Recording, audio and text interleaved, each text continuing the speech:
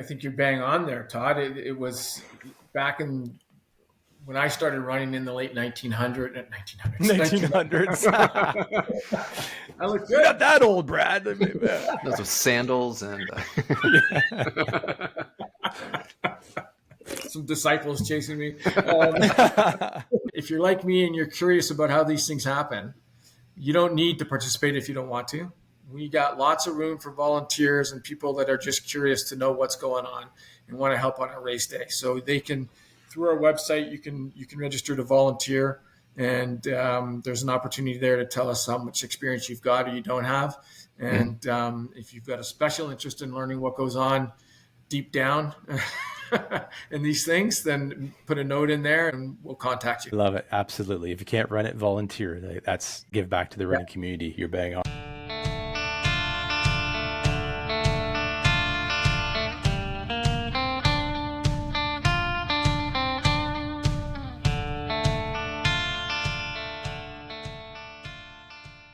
Evening and welcome to the Runegade Podcast. I'm your host, Todd. And I am Uncle Mark. And tonight, joining us for a nice, easy run is Brad Melville, the race director for the Mississauga Marathon. He was a runner and he's turned into a triathlete. And I think, Brad, you got 9 marathons under your belt. And we're going to get into all the great stories and a little bit of fun about what it's like to race direct a major marathon.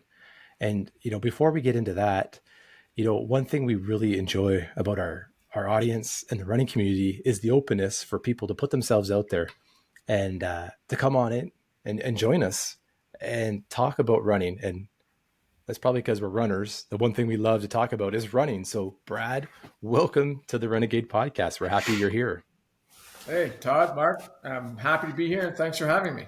Congratulations on the launch of the podcast. Oh, thank you so much. We're 5 episodes in here. So, even though we're not officially sponsored, today's broadcast is brought to you by Athletic Brew. Whether it is 42.2 kilometers or just 2, there's a brew for you. Athletic Brew. That was just on the spot. So anyway, just wanted to say, so with the podcast, this is something that we've launched recently. I'm a newer runner, so I find it very fascinating how welcoming the community has been so far. And it's a great opportunity to also share the knowledge with others that might be trying out running for a little bit. So I would say I'm under a year into it. Historically, I've been off and on over the years. I've never actually ran a race and haven't really had the desire to, but more and more as I'm talking to people, I can see where this passion is igniting and where, you have a plan and you're executing on it and there's a goal. And so I'm starting to come around to seeing why people do this thing. But for yourself, how did you discover running? What got you into it? It was pretty simple. It was, I was living in Montreal and wanted to stay in shape and was playing some tennis. And I don't even know why, but I just dawned on me. The simplest thing to me seems to be to buy a pair of running shoes, a pair of shorts, and a t-shirt, and I can go for a run whenever I want. And it didn't cost me anything other than the apparel. And I just loved the freedom of doing it and doing it when I wanted to. And eventually, after I got over the growing pains, I just loved the feeling of it. So from running around Montreal, did you have any favorite routes, or what was a daily run for you like? It wasn't long. It was about 5 kilometers was my marathon at the time. And I remember I didn't have any daily routes. I lived in a somewhat hilly area, but I didn't have, as I recall, I didn't have a particular route. I would run to the tennis court and play some tennis and then run home kind of thing. But I remember doing my first race in just outside of Montreal. It was a 15-kilometer road race that also had a 5K within it. And I ran the 5K. And then I remember staying and watching the 15K finish and thinking, how are these people doing that? And that was my introduction to the sport. And did you catch the race bug right away? Usually your first race runners enter, they either catch the race bug and next thing you know, they're signed up to every race they can find, or how did it go for you? Yeah, it didn't, the race bug didn't really hit me probably till a year later. I did that and thought, okay, I've done one and that was sort of it. And then I moved back to Toronto and then discovered that back in the day, it was the Ontario Roadrunners Association had a calendar of races, and I just sort of started looking at that calendar and picking ones that were local to where I was living, and thought maybe I can build it to a 10, and I did, and then it took off from there for sure. No groups, no running clubs. I had no friends that were runners.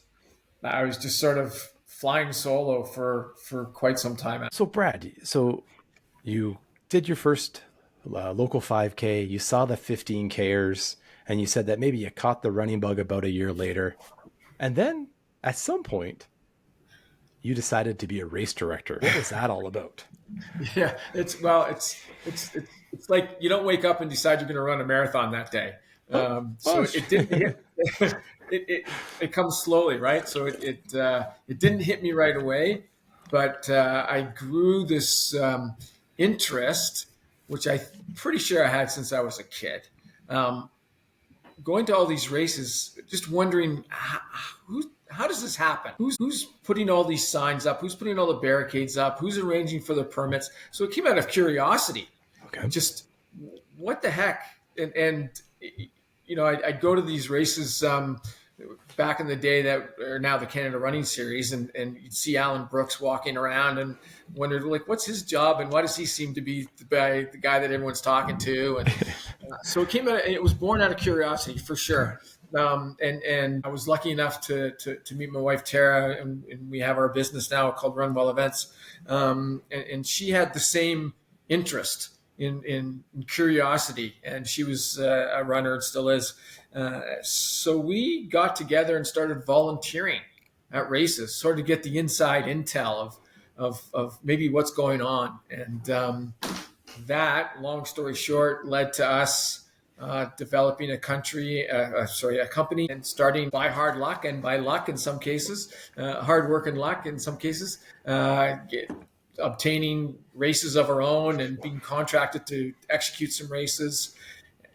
And that led to race directing. So over the years then, running other races and then pulling all this knowledge together into being a race director, are there things that you remember from other races that you're like, I'm definitely not going to do that or incorporate that into my runs? Things that you thought were totally awesome. I'm thinking right now, the food at the aid stations I hear, could be wonderful, right? Is it, soup, burgers, crackers, what can one expect? I thought it was beer. Oh, well, hey, it's your race, right? It was my it didn't, I don't have a recollection of being that observant in the beginning. It was just more curiosity. It was more like being a sponge and taking everything in. It wasn't until later.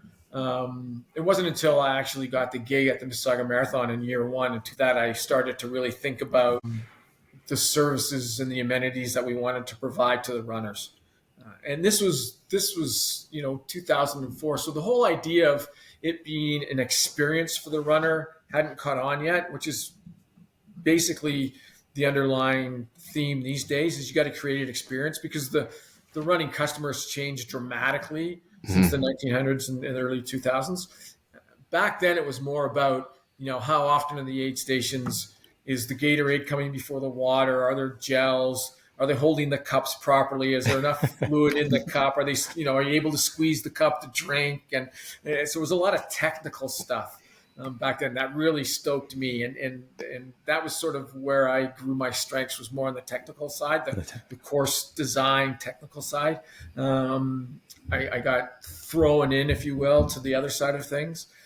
Thankfully, in working with Tara, our strengths and weaknesses are completely different. If she had her way, she would love to plan these things, and registration and race kit pickup and amenities, and actually not even be at the race maybe, because that's where she gets all the joy, is planning those things. And then I get frustrated by those things, but love being there on the day of and seeing what's gone and put together and become successful, and watching people enjoy that. So I don't know if I've answered your question. It was a long road to becoming a race director, and it was by accident, to be quite honest. It was by accident. Well, sometimes those are the best things, like when it happens by accident. But how do you hold a cup wrong? I'm now worried. This is well, Mark, all these things. That's rut-row. That's a whole other podcast. That's episode 2. It's coming on that. I think a little bit. I like what you're saying there about how the running community and the runners have evolved, because what you're seeing, what we're seeing, is that the running community has blossomed. So many new runners out there, and new runners are a little bit different. Maybe, Mark, what Brad was referring to is those type A runners, those old school type A runners. They're at the start line.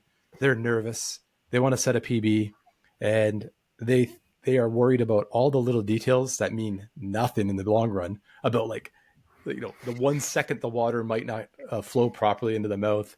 But do you see that, Brad? Have you seen the runners themselves evolve? You touched on it. You're seeing new folks come to these races. How do compare and contrast them to 20 years ago? What do you see the main differences? Yeah, I think you're bang on there, Todd. It was back in when I started running in the late 1900s. 1900s. I look good. You're not that old, Brad. Those with sandals and some disciples chasing me.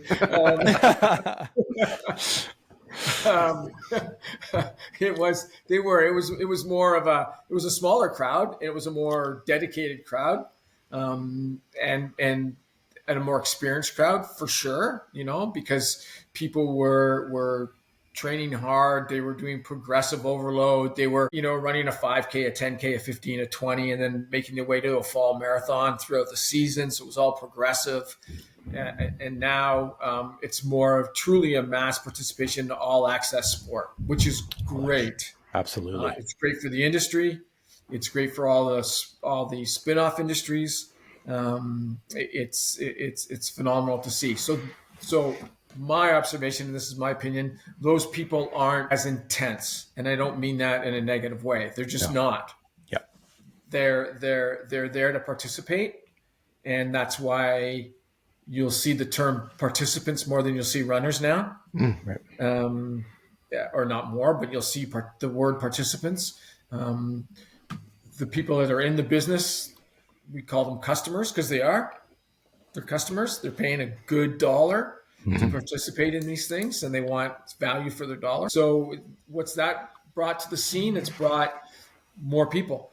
More people. And it's not a judgmental environment. It's every walk of life. It's all accessible. There's generous course limit times for the marathon and half marathon at many races, allowing for people that want to walk.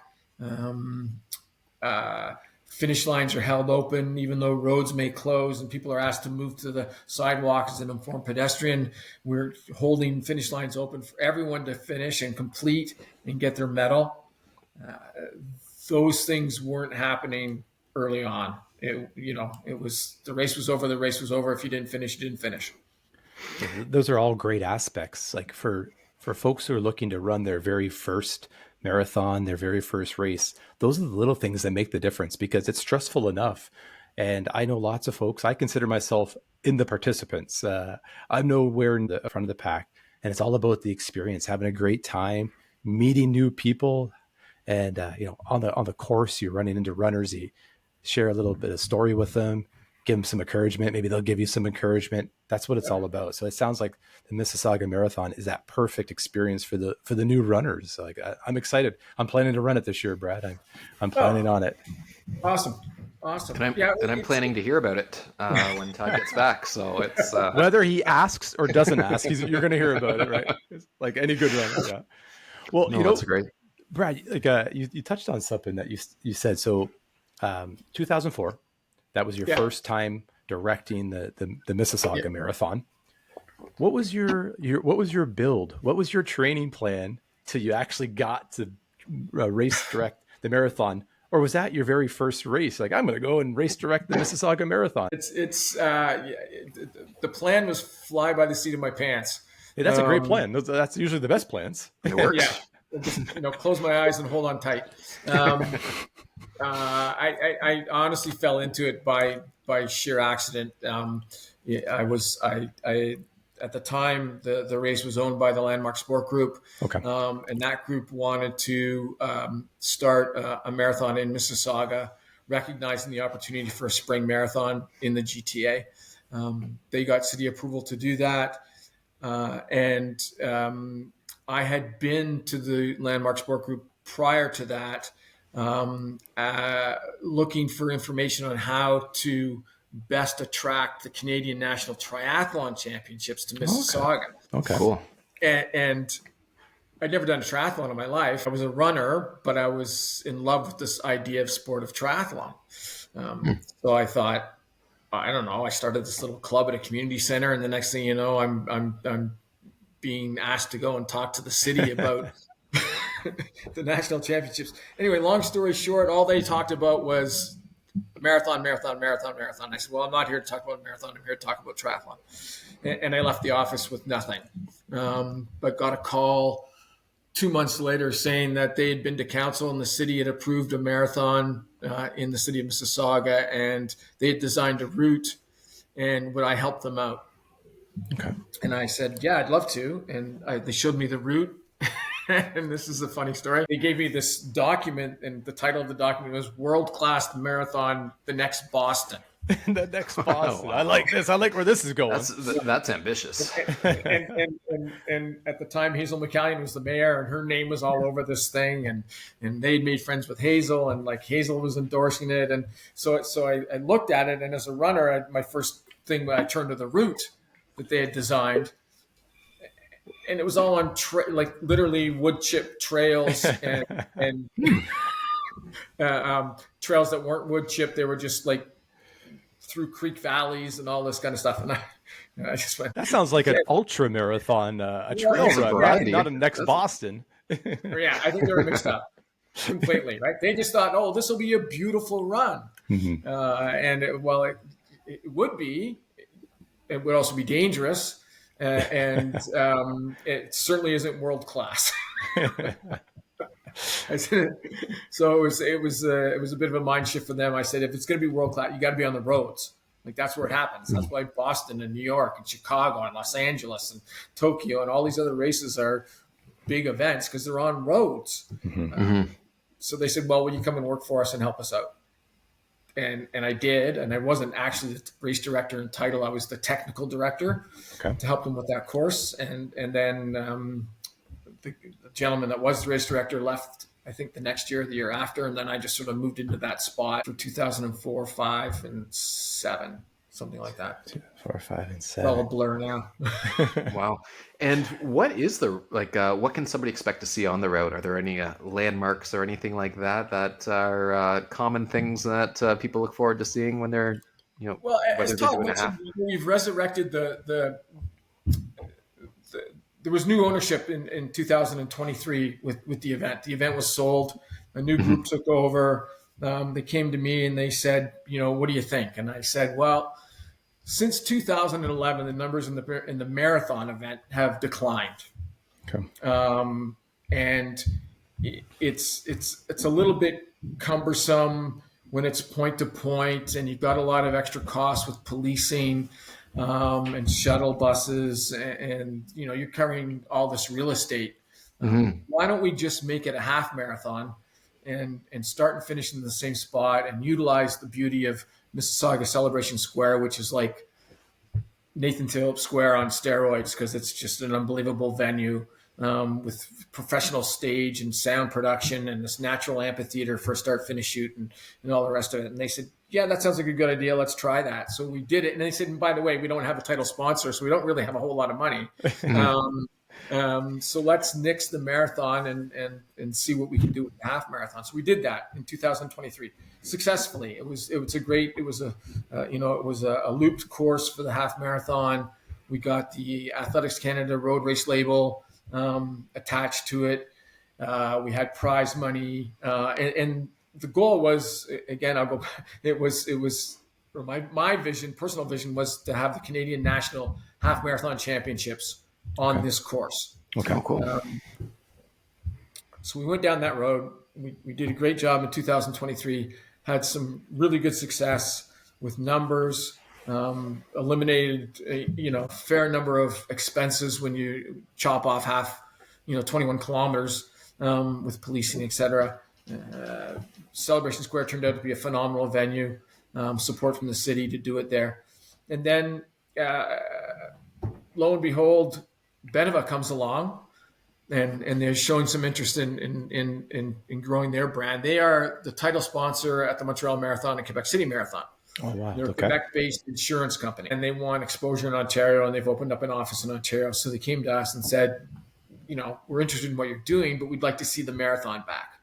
We like the cachet of the marathon. Okay. So we hummed and hawed, and I said, it's going to cost a lot more money than what you just saw in 2023. But if you'd like to do it, we can do it. We can try it. And at this point in 2023, both Tara and I had come over to work with the new ownership. So we were in place, and what was the next best thing to do was, well, let's just go back to the old course. So we did. It's a point to point. Starts in the city center. It ends at lakefront, on the lakefront down in Port Credit in Mississauga. It's beautiful. And that downhill starts in the city center, shows off all the attributes of city center and the downtown core. And in Mississauga, if you're not familiar, it's a booming city center now. The construction is unbelievable. It's got high rises and these funky office buildings, the Marilyn Monroe buildings. They've got this Django looking building now. It's all this, it looks very modern, if you will. It's beautiful. I was there last week because I was lost. Yeah. I went to the completely wrong hotel, and I'm in downtown Mississauga, and it was beautiful. It's been a while since I've been down there. So you're right. The building, the architecture, it's just gorgeous. The Runegade Podcast wouldn't be possible without our listeners and friends of the podcast. And we have a great friend of the podcast, Path Projects. If you're looking for the best running gear, look no further than Path Projects. They make all the great running gear, from hats to shorts to shell jackets to t-shirts. They are always innovating. And there's two things that I love. Their most recent innovation, the Graves PX shell jacket. It's made from their custom Torre material, the same material used in their best-selling Graves PX running shorts. It's lightweight, wind and water resistant. It's fabulous. And it's actually more breathable than a rain jacket. And then the other thing that you can always find me wearing, I love their Tensolite t-shirts. This is a soft material. It's lightweight.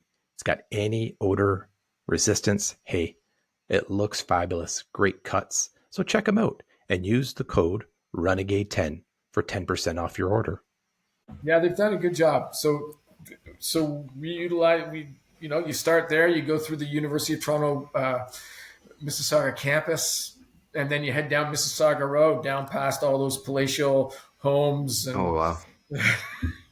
mansions and stuff. And then you get into southern Mississauga, the South Mississauga, which is like the original Mississauga, right? Where the original residents lived. Nobody lived north of the QEW in Mississauga back in the 50s and 60s. That wasn't even developed up where the city center is now. So you run through there, and there's a fair bit of it is on waterfront trail. So it's along the lakefront. So you get lots of great vistas of the lake, and then finish on the water, if you will, down in this this park called Lakefront Promenade.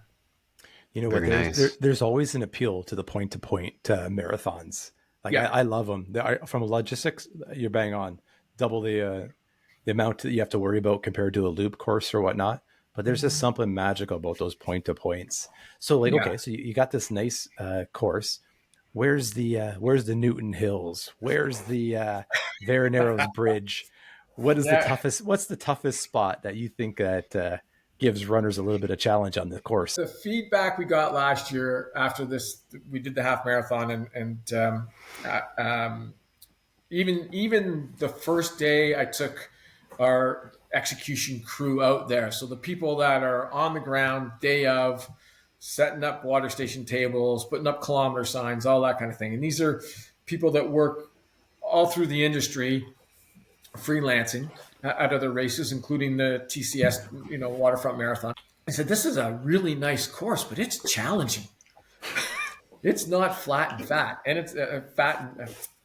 It's not flat and fast, and it's not. It's got some inclines to it. And to answer your question, Todd, we have this year named a certain portion called. It goes up Riverwood Lane, so it leaves Burnhamthorpe, which is the main east-west corridor in Mississauga, and goes up the Credit River bank, if you will, of the river to an old estate mansion that's up there, and we're calling this Conquer the Summit. It sounds like that's where I'm gonna probably flame out right there. If I see a hill, it's over. Yeah, I don't want to scare anybody. It's challenging. The beauty is what goes up comes down. So yeah, we're gonna time people as they start at the base and make their way up to the summit, and just to get an idea of who conquered the summit. Who conquered the summit? Are there any secrets where the photographers are going to be, so that we can actually look really good when we run past them? We can put that in the show notes afterwards. We'll give everybody a little sneak peek. Yeah, GPS locations, right? Yeah, we're not gonna do photography there. We are going to offer a lot of entertainment, though. My alley. That's wonderful. Yeah. So to answer your question, that's the fun. Like that's cool. Like, those little things like that. Like that's the appeal, the allure that brings people back, right? You mentioned it. Boston's got the Newton Hills. Yeah. Around the Bay's got the climb out of the valley. These are all historic runs with historic climbs in them, right? That people see as a challenge and not as a deterrent to enter the event. Absolutely. Awesome. So how many people are you expecting or hoping for this year? We're projecting 40 in all four sub events, 4,700. Oh, okay. Which is quite very happy with that and very respectable. The good news story is, and I'll go back to 2011. 2011, we in the marathon distance alone, we had about 1,400 participants. Really? Okay, that's a great number. We were doing well for a spring event. And then in as you probably know, in Toronto, there were two fall marathon events. One of them being the Waterfront Marathon, and there was a change in the landscape there where the Toronto Marathon moved to the spring. Okay. So that Toronto wouldn't have to put up with two marathons within 2 weeks of each other, both utilizing Yonge Street and cluttering up the downtown core. Well, the Toronto Marathon jumped on our date in May. Oh, no. So in 2011, you've now got the Mississauga Marathon and the Toronto Marathon happening on the same day, both marathon events within about 40 kilometers of each other. And I can't think of another city that has that dynamic. There's only 364 more days of the year they could have picked. Can you trademark a date? We had a little bit of trademark trouble with our podcast name when we first started, so we completely understand. Oh, and we don't think we're out of the woods yet either, so we could go through a couple more name changes before we get to our 10th episode. So we'll see how it goes. Yeah. So where I'm going with that is the good news story is that from that time onward, the decline in the marathon, we couldn't compete with the allure of the name Toronto. Right. Yeah. Right. Like, who knows where Mississauga is, especially back in the early 2000s, right? Like Mississauga, even though it was the sixth largest city in Canada, who knew that? Yeah. The allure of Toronto downtown, for sure. That's tough to compete against. Yep. Yeah. So we sort of suffered with that up until 2022, the last time we held the marathon, and we were like down to 400. This year, to date, as of today, we've got 675 registered. That's fantastic. We'll probably break 700, which will be an all-time high for us in the last 14 years. So cheers to that. And with the exposure with our podcast, we're going to bring it to well over 1,000, Brad. Yeah, you're definitely getting at least a dozen more. Well, I heard this, and I don't know where I heard this from. It could have been just me making it up. I heard that it's been known to happen. been known to happen. That actually you have a special credit with the Boston Marathon. Anybody who runs the Mississauga Marathon, BQ time is actually slower. So you get a benefit of running the Mississauga Marathon with an easier BQ time. Is there any truth to that rumor, Brad? Well, I don't know. Maybe What's not. The BQ Maybe time. The Boston qualifier. You gotta. Yeah. I have no input on the Boston qualifying time. I'm sorry. Oh, geez, I don't know where I heard that from, but I guess you could always print your certificate and just take some white out and change it and submit that to the BAA and see if that works. That is funny. Maybe that kind of leads into another question for you. I came across this website. It was called like Marathon Cheaters, where people kind of like send in like, I think this person was cheating during the marathon. And there's a lot. Yeah. Like there's so many people. There was actually somebody, maybe like an editor for the Runner's World of UK. They've been investigating.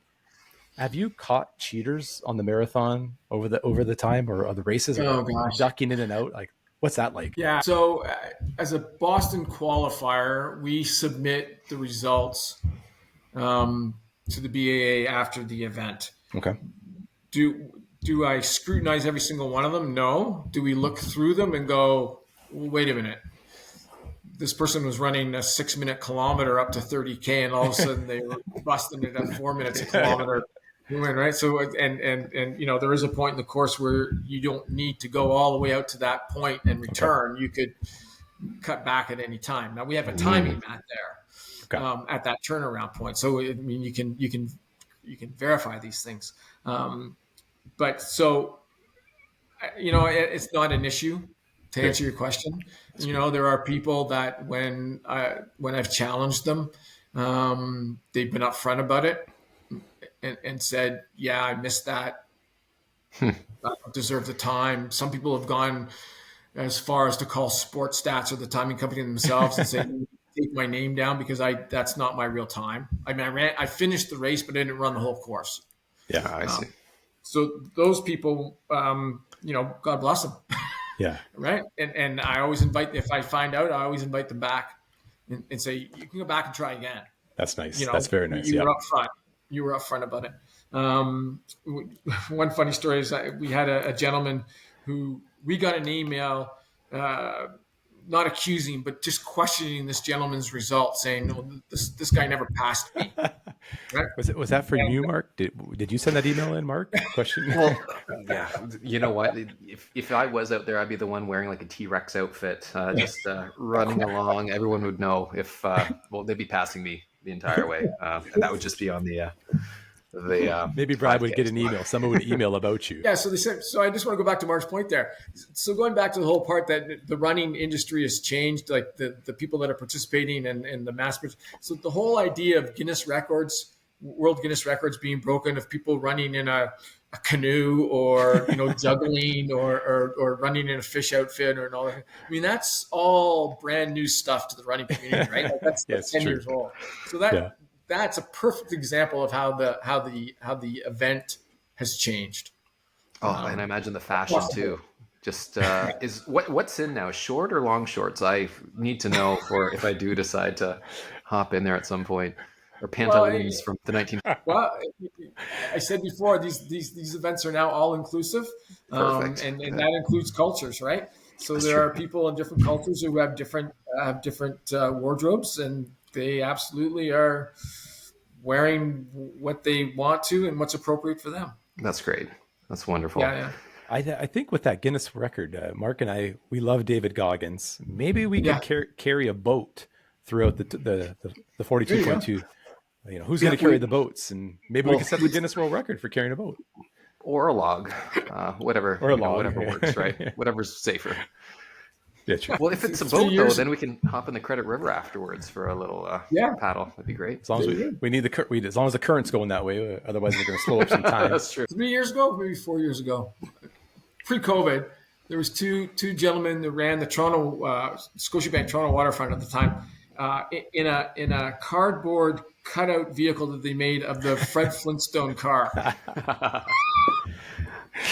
and set a world Guinness record for running a marathon in a Fred Flintstone car. Were they barefoot too? You gotta have. They should have been barefoot. No running shoes. They didn't have the big bones on the side of the car either. With Dino. You're giving us some ideas. You're giving us some ideas here. I like this. I like great. where we're going. We'll have to see where the record's at, because that might be the one to beat, right? Unless we have to come up with something different. We could make Elon Musk's Cybertruck, so it's a little more modern. We could just need a couple cardboard boxes for that one, some spray paint. Pretty easy. Carry an extension cord behind you. That's right. Very nice. There's one gentleman. I did some investigative work. I was curious, and I looked up his photos online, his race photos, and they were taken at maybe the 40K mark or 35K mark, and he was not running. One of them, he was actually grabbing his hamstring and the old hammy. Oh, don't want to blow hammy. That's for sure. No. So I just had some fun being an investigator there for a minute. And he was quite gracious. I emailed him and said, there's some confusion over your, and he said, absolutely. He says, I was dying, I was hurting. He was the gentleman that already contacted Sports Stats and said, I've turned myself in. Busted. So Brad, it being a spring marathon and a faster course, what kind of elite runners are you attracting? Are you bringing some elites in? Are they coming to the race? What's that like? No big names. We offer our prize money in the marathon. It goes 4 deep in both genders. So for second, third, fourth, and it starts at $1,000 and goes down to $250. So it's a $5,000 prize person total for the marathon. There's no household name, running household name in that mark, which is, again, it's an ACE, Athletics Canada road race label event. There's prize money as well, but the top athletes gain World Athletic points. Oh, really? Okay. Which they can use towards qualifying for the Olympics and Commonwealth and all the rest of it. That's fantastic. So that garners a little more attention. Now, Ottawa does the same thing, and they're a month later, but they do it with their 10K. So they're attracting some big names in the running business. The one gentleman and this is an interesting story. His name's Sergio, and I'm not going to say his last name because I'll butcher the heck out of it. But Sergio is a Mississauga guy.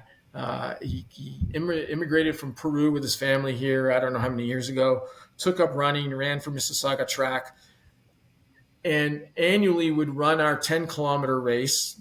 And then on the Sunday would come back and volunteer as a lead cyclist. Okay. And he did this year in and year out. And then his running got to be pretty good. And I think he ran some NCAA. I think he went to school in the States and ran NCAA middle distance stuff. And then came back to Canada and started training for the marathon.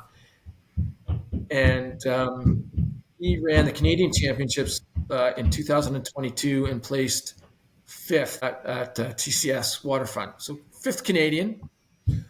In a reasonable time, and then he again ran that last year, the Canadian Championships, finished 4th, lost out in the last 10 kilometers.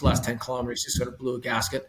So he now attends our half marathon and sort of is our marquee runner and spokesperson for the half marathon. And he's got some guys that he trains with, so he brings them along, and they all qualify as elite in our as far as our standard is concerned. Oh, that's wild. And what would be the half marathon record and the marathon record for the course? Do you know? Half marathon back in the day when it was not a loop course, it was part of the marathon course, and it was net downhill and point to point. I'm going by memory, but it was 104, 105. That's fast. Very fast. Yeah. Wow. Last year our winner was 107. 107. That's but a much different course, right? Yeah, more challenging, hillier. And the marathon, I think we've had back in the day, like we had some 212s, 211s.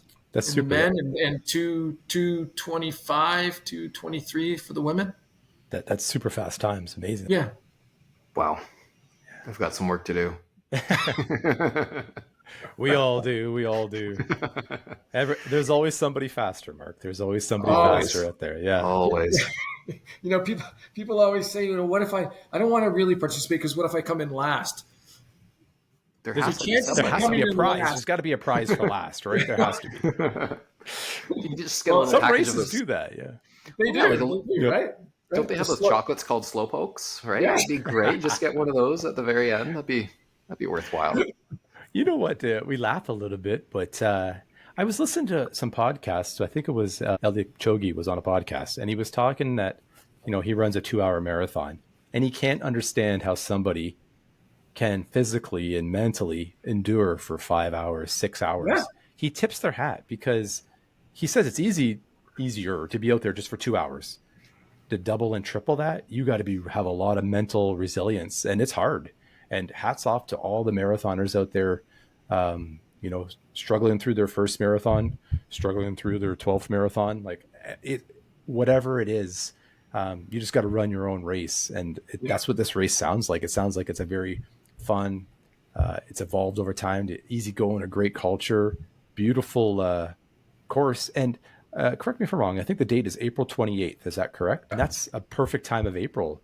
Because when you start to push into May, Southern Ontario can get a little bit hot and muggy in that April time frame. That's a good time. You might get some great weather. It's perfect running weather because it's cool. If the sun comes out, that's great. It's who knows with the weather these days what will happen, but that's right. If it's traditional, then it's perfect running weather for sure. And do you think it will ever evolve? I know we're at the marathon right now, but to go a little bit further and become a Mrs. Ultra, maybe, or I'm trying to come up with some other names too. If it's a rainy day, you can change it to the Mississauga Marathon. Mississauga rainy day. It's okay. I can go all day long here, but please do. I love it. Actually, that's it. I know. No, but it sounds like a lot of thought, a lot of planning going into this, and years under your belts. I know that anybody that runs it's going to have a great time, and all the details are thought of. So it sounds like an exciting race for people. So maybe one of these years you might see me out there, and hopefully with a real time and not trying to cut any corners or anything like that. Well, maybe we can get this race on Mark's calendar for the 5K. Like they have the 5K. 5K maybe. There you go. Now that's flat and fast. Yeah. There's no hills in the 5K. Can we just run it 8 times in a row and count it as our marathon? Yes, there you go. Just back and forth. There we go. We'll have a breather in between each 5K. But yeah, I'm not quite up there. My distance right now, I try to do 5 the majority of the week here before I start work each morning. And then sometimes on the weekend, I'll do a little bit longer. So, but the farthest I've gone is only a 12. So only working my way up. That's pretty good. Don't say only. Don't say only. It's you go to a race expo and you start talking to people and hey, what event are you doing tomorrow? And they go, I'm only doing the half. Only doing the half. You realize that only 2% of the population of Canada could only do a half. So you're in the upper 98 percentile. Yeah, and this is only our 5th episode, so we're look at us, right? This is look at us. No, you're bang on. Brad. So your history, I mentioned at the start of the podcast. Started off as a runner, went into triathlon, got a few marathons under your belt. How did you evolve from running into triathlon? Like you said that thinking back, you're like, why did you think, geez, running's a lot of work to begin with? Now I got to do swimming and biking on top of it. What were you thinking, Brad? You want the truth? Absolutely. I was 40 years old and I couldn't swim. I was afraid of the water. Yeah. Okay. And my running career, I was getting bored, I guess is the real answer. And I thought I really like this sport of triathlon.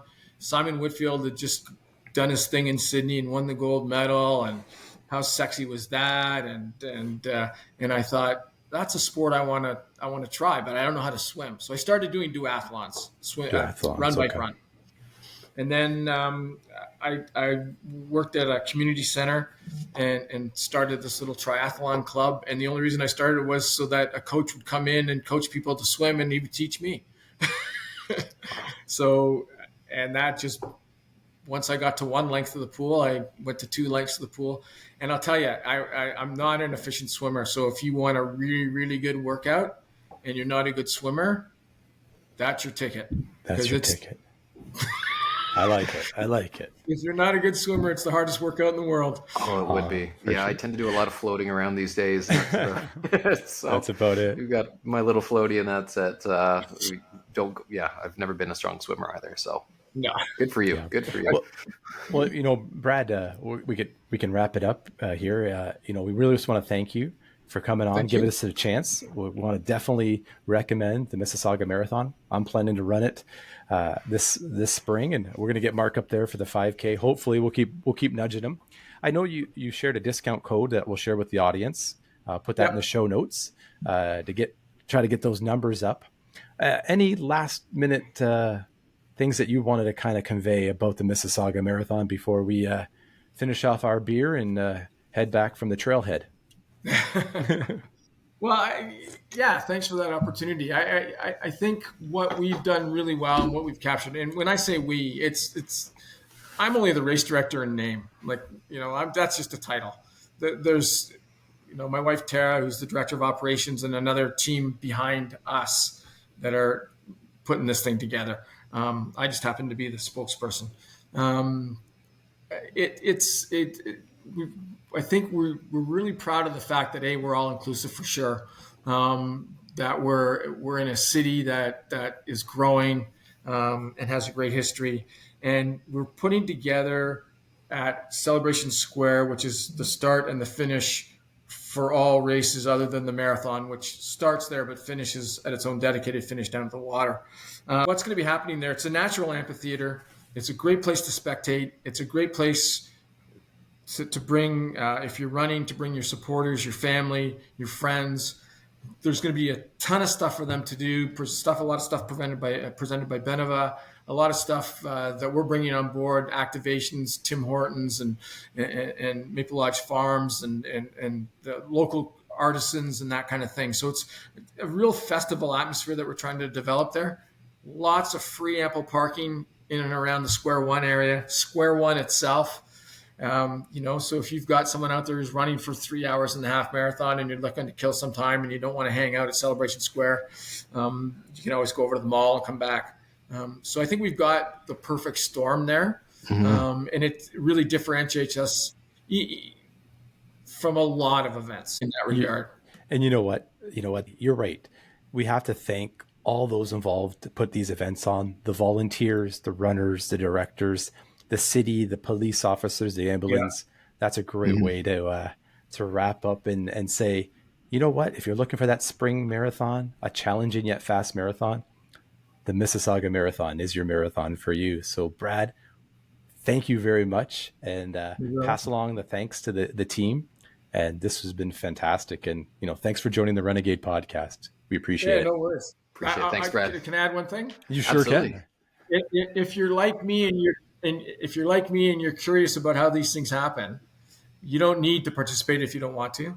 We got lots of room for volunteers and people that are just curious to know what's going on and want to help on a race day. So they can, through our website, you can register to volunteer, and there's an opportunity there to tell us how much experience you've got or you don't have.